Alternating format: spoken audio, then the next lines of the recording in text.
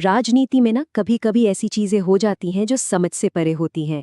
आज हम एक ऐसी ही पहेली को सुलझाने की कोशिश करेंगे। ये कहानी है वन बिग ब्यूटीफुल बिल की। एक ऐसा कानून जिसने वॉशिंगटन में, आप कह सकते हैं, एक तरह का तूफान हिला दिया था।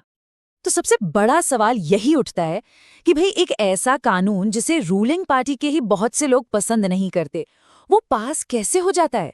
मतलब ये कैसे मुमकिन है? यही वो गुत्थी है जिसे आज हम लोग मिलकर सुलझाने वाले हैं। तो चलिए थोड़ा और गहराई में चलते हैं। आखिर इस बिल पे दांव पर लगा क्या था? मतलब कितना बड़ा था ये मामला? तो सुनिए, 2.8 खरब डॉलर। जी हाँ, 2.8 ट्रिलियन डॉलर्स। ये कांग्रेशनल बजट ऑफिस का अनुमान था कि अगले 10 सालों में ये बिल बजट घाटे को इतना ज्यादा बढ़ा देगा। तो जाहिर है दांव वाकई में बहुत ही बड़ा था। और सबसे हैरान करने वाली बात जानते हैं क्या है? ये बिल कोई बहुत बड़े मार्जिन से पास नहीं हुआ था। हाउस में तो सिर्फ 4 वोटों का फर्क था।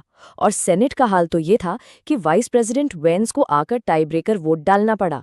इससे एक बात तो बिल्कुल साफ हो जाती है कि इस पर कोई आम सहमति नहीं थी। और यही चीज इस पहेली को और भी ज्यादा उलझा देती है।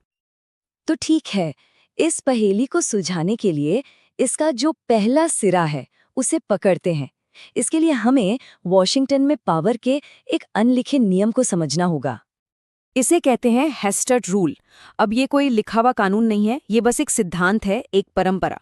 मतलब ये कि हाउस का स्पीकर आम तौर पर किसी ऐसे बिल पर वोटिंग होने ही नहीं देगा जिसे उसकी खुद की पार्टी के ज्यादातर लोग सपोर्ट न करते हों।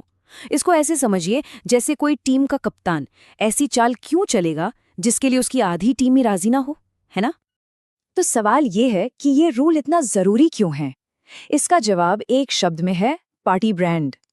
देखिए, किसी भी पॉलिटिकल पार्टी की जो इज्जत होती है, उसकी जो प्रतिष्ठा होती है, वो उसके काम, उसके लेजिस्लेटिव रिकॉर्ड पर टिकी होती है।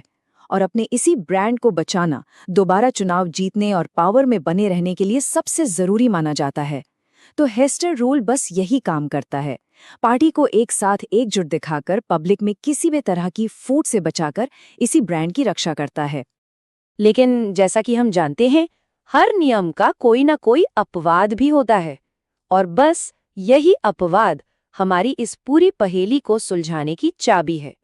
तो फिर सवाल ये उठता है कि आखिर ऐसा कब होता है जब इस इतने शक्तिशाली नियम को भी तोड़ दिया जाता है? इसका जवाब हमें मिलता है येल यूनिवर्सिटी के एक पॉलिटिकल साइंस पेपर से। ये पेपर 2 तरह के मुद्दों में फर्क बताता है। पहला है डिस्क्रिशनरी इशू, मतलब ऐसा मुद्दा जिस पर फैसला लेना या ना लेना पार्टी की मर्जी है, जैसे कोई नया कानून बनाना। अगर इस पर एक्शन नहीं लिया तो भी स्टेटस को बना रहेगा, कुछ बदलेगा नहीं। लेकिन दूसरा है टिकिंग क्लॉक इशू, मतलब एक ऐसी सिचुएशन जहां वक्त हाथ से निकला जा रहा है। अगर इस पर एक्शन नहीं लिया गया तो एक बहुत बड़ा नेगेटिव बदलाव आ जाएगा। मिसाल के तौर पर देश पर जो कर्ज है उसकी सीमा को ना बढ़ाना। ऐसी सिचुएशन में कुछ ना करने का जो पॉलिटिकल नुकसान है वो पार्टी में फूट दिखने के नुकसान से कहीं कहीं ज्यादा बड़ा होता है। और येल का ये पेपर बिल्कुल साफ साफ कहता है कि अगर इन समय संवेदनशील मुद्दों को हल नहीं किया गया तो वोटर्स का ध्यान इस पर जाएगा और मेजॉरिटी पार्टी के ब्रांड को भारी नुकसान होगा। मतलब साफ है, ये कोई गलती नहीं थी, ये एक कैलकुलेटेड पॉलिटिकल मूव था, एक बहुत बुरे अंजाम से बचने के लिए। तो चलिए अब इस थ्योरी को सीधा सीधा वन बिग ब्यूटीफुल बिल पर लगाकर देखते हैं, क्या ये इस टिकिंग क्लॉक मॉडल में फिट बैठता भी है या नहीं। और जवाब है हाँ, ये बिल्कुल फिट बैठता है। देखिए, ओबीबीए को जानबूझकर 2 बड़ी डेडलाइंस के इर्द गिर्द बुना गया था। पहली डेडलाइन 2017 के जो टैक्स कट्स थे वो 2025 के आखिर में खत्म होने वाले थे। इस बिल ने उन्हें परमानेंट कर दिया। और दूसरी डेडलाइन देश की कर्ज लेने की सीमा को 5 ट्रिलियन डॉलर तक बढ़ाना। अगर ये नहीं होता तो देश डिफॉल्ट कर जाता। तो मतलब साफ था, पार्टी के पास वोट करने के अलावा कोई और चारा ही नहीं बचा था। अच्छा, तो इस बिल का असली दुनिया में लोगों पर क्या असर पड़ने वाला था? कांग्रेशनल बजट ऑफिस के एनालिसिस के हिसाब से ये बिल देश के सबसे अमीर 10% लोगों की इनकम को और बढ़ाएगा, जबकि सबसे गरीब 10% लोगों की इनकम को और कम कर देगा। सीधे सीधे कहें तो ये पैसा नीचे से ऊपर की तरफ ले जाने वाला बिल था। और बिल का एक और बहुत बड़ा विवादास्पद पहलू था सरकारी खर्च में जबरदस्त बढ़ोतरी। एक उदाहरण देता हूँ। इमिग्रेशन और कस्टम्स एनफोर्समेंट, जिसे आइस भी कहते हैं, उसकी फंडिंग 2029 तक 10 गुना से भी ज्यादा बढ़कर $100 बिलियन के पार पहुंच जाएगी। सोचिए, ये इसे देश की सबसे ज्यादा फंड वाली लॉ एनफोर्समेंट एजेंसी बना देगी। लेकिन कहानी यहाँ खत्म नहीं होती। जब इस तरह के बिल पास होते हैं तो राजनीति सिर्फ बंद कमरों में नहीं खेली जाती। कहानी का एक दूसरा पहलू भी है, एक जवाबी ताकत, और वो है जनता का एक्शन। और ये विचार एक बहुत ही पावरफुल कोर्ट में झलकता है कि तानाशाही को भी टिके रहने के लिए लगातार मेहनत करनी पड़ती है। वो टूटती है, उसमें से चीजें लीक होती हैं, सत्ता नाजुक होती है, और जुल्म असल में डर का एक नकाब होता है। ये लाइनें हमें सीधे ले जाती हैं नागरिक प्रतिरोध की दुनिया में।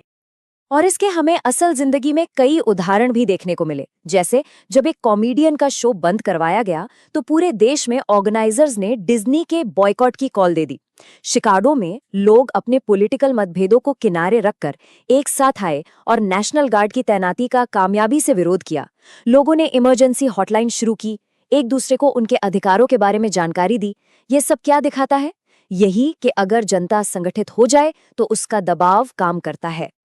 और यही उम्मीद कि लगातार कोशिश करते रहने से हालात बदल सकते हैं इस एक और विचार में झलकती है कि ऐसे वक्त भी आएंगे जब लड़ाई नामुमकिन लगेगी, लेकिन ये जान लो वो दिन जरूर आएगा जब कोई एक छोटी सी चीज भी पूरी घेराबंदी को तोड़ देगी। तो ये पूरा विश्लेषण हमें आखिर में एक बहुत बड़े सवाल के सामने लाकर खड़ा कर देता है।